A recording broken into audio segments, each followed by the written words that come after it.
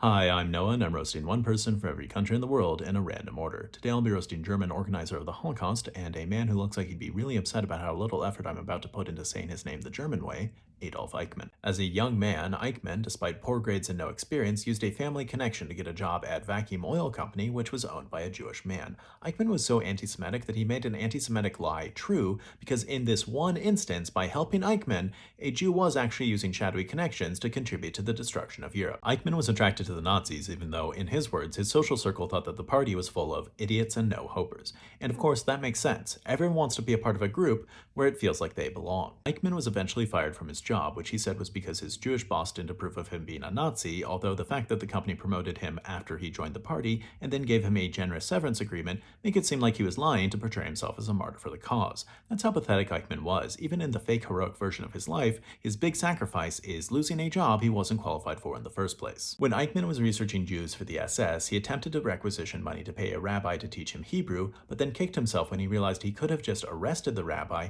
and had the rabbi teach him Hebrew for free. Oh no, well, I hope Eichmann would feel better if he knew that that was the absolute last moment in his life where he could say, I should have been meaner to that Jew. Eichmann was initially interested in a partnership with Zionist organizations to encourage Jews to leave Germany for Palestine, but eventually rejected this because the Nazis didn't want to let Jewish capital leave the country. See, Eichmann's stance was that Jews were traitorous, greedy parasites, and he didn't want to lose a chance to betray them and take their resources. Alright, please consider donating to help the family that I sponsor in Gaza. If you'd like to support me or watch bonus videos, please check out my Then let me know who to roast from your country, and join me next time for part 2 of my roast of German Nazi official and one of the very few instances where I'm actually pretty okay with Israel killing an unarmed man, Adolf Eichmann.